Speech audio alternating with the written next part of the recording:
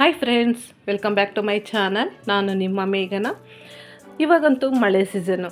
ಈ ಮಳೆ ಸೀಸನ್ಗೆ ಸಾಯಂಕಾಲದೊತ್ತು ನಮಗೆ ಏನಾದರೂ ಸ್ನ್ಯಾಕ್ಸ್ ತಿನ್ನಬೇಕು ಅಂತಂದರೆ ಸಡನ್ನಾಗಿ ನೆನಪಾಗೋದು ಬಜ್ಜಿ, ಬೋಂಡ, ವಡೆ. ಸೊ ಯಾವಾಗಲೂ ಅದೇ ಥರ ಅಂದರೆ ಒಂದೇ ಥರ ತಿನ್ನಬೇಕು ಅನ್ಸಿದ್ರೆ ಇಂಥವ್ರಿಗಾಗಲಿ ಬೋರ್ ಅನಿಸುತ್ತಲ್ವ. ಇವತ್ತು ನಾನು ಬದನೆಕಾಯಿಂದ ಯಾವ ರೀತಿ ಬಜ್ಜಿ ಮಾಡೋದು ಅಂತ ತೋರಿಸ್ಕೊಡ್ತಾ ಇದ್ದೀನಿ. ಅದಕ್ಕೆ ಚಟ್ನಿ ಕೂಡ ತುಂಬಾ ಸೂಪರಾಗಿರುತ್ತೆ ಫ್ರೆಂಡ್ಸ್.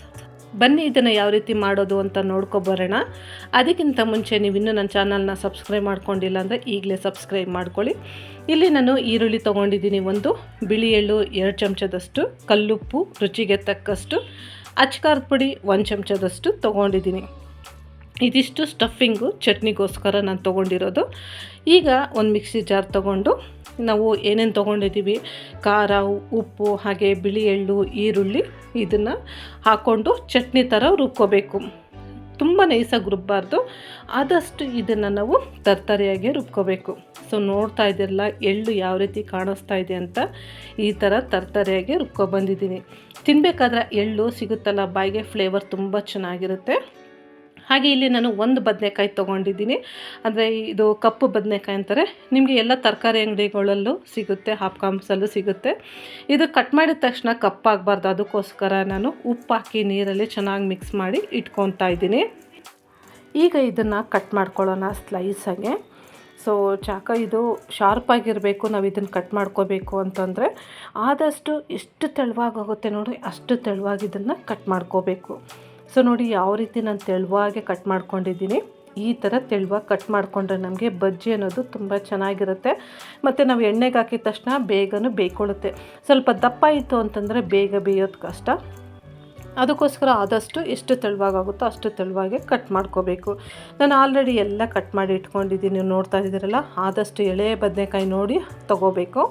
ಇದು ಕಟ್ ಮಾಡಿದ ತಕ್ಷಣವೇ ನಾವು ನೀರಲ್ಲಿ ಹಾಕ್ಕೋಬೇಕು, ಇಲ್ಲಾಂತಂದರೆ ಬೇಗ ಕಪ್ಪಾಗೋಗ್ಬಿಡುತ್ತೆ. ನಾನು ಅರ್ಧ ಬದನೆಕಾಯಿ ಮಾತ್ರ ಯೂಸ್ ಮಾಡ್ಕೊಂಡಿದ್ದೀನಿ.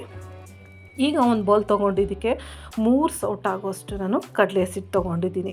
ನಿಮ್ಮ ಕ್ವಾಂಟಿಟಿ ಮೇಲೆ ನೀವು ಎಷ್ಟು ಮಾಡ್ಕೊತೀರೋ ಆ ಕ್ವಾಂಟಿಟಿ ಮೇಲೆ ತೊಗೋಬೋದು. ರುಚಿಗೆ ತಕ್ಕಷ್ಟು ಉಪ್ಪು, ಅರ್ಧ ಚಮಚದಷ್ಟು ಅಡುಗೆ ಸೋಡಾ ಪುಡಿ. ಜಾಸ್ತಿ ಹಾಕ್ಕೊಳ್ಳೋಕೆ ಹೋಗಬೇಡಿ, ಎಣ್ಣೆ ಜಾಸ್ತಿ ಎಳೆಯುತ್ತೆ.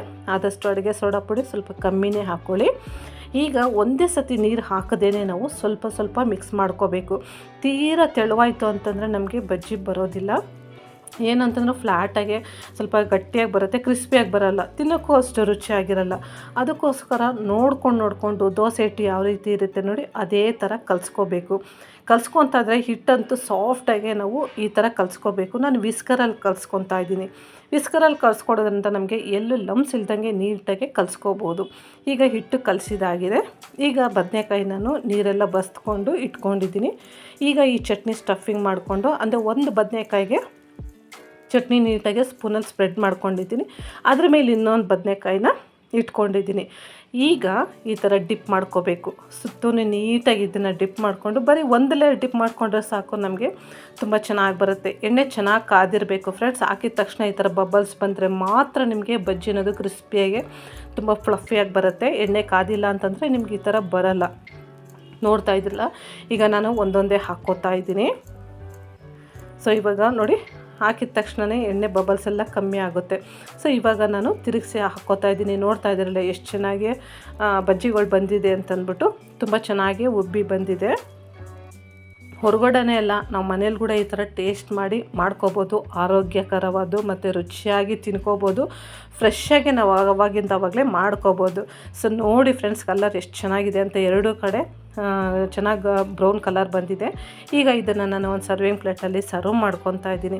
ಬಿಸಿ ಬಿಸಿ ಈ ಥರ ಪಕ್ಕದಲ್ಲಿ ಒಂದು ಗ್ಲಾಸ್ ಕಾಫಿ ಇಟ್ಕೊಂಡು, ಈ ಥರ ಬಜ್ಜಿ ಇಟ್ಕೊಂಡು, ಸ್ವಲ್ಪ ಸ್ಪೈಸಿಯಾಗಿ ಚಟ್ನಿ ಇಟ್ಕೊಂಡು ತಿನ್ನಬೇಕಾದ್ರೆ ತಟ್ಟೆಯಲ್ಲಿ ನಾವು ಎಷ್ಟು ತಿಂತಾಯಿದ್ದೀವಿ ಅಂತಲೇ ಗೊತ್ತಾಗೋದಿಲ್ಲ.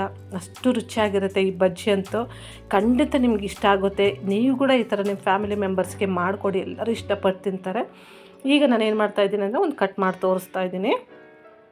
ಸೊ ನೋಡಿ ಒಳಗಡೆ ಯಾವ ರೀತಿ ಇದೆ ಅಂತಂದ್ಬಿಟ್ಟು, ಸ್ಟಫಿಂಗು ಒಳಗಡೆ ಯಾವ ರೀತಿ ಲೇಯರ್ಸ್ ಬಂದಿದೆ ಅಂತಂದ್ಬಿಟ್ಟು. ಸೊ ಈ ಥರ ಕಟ್ ಮಾಡಿಬಿಟ್ಟು ನಾನು ಇದ್ರ ಒಳಗಡೆ ಸ್ವಲ್ಪ ಈರುಳ್ಳಿನ ಹಾಕ್ಕೊತಾ ಇದ್ದೀನಿ.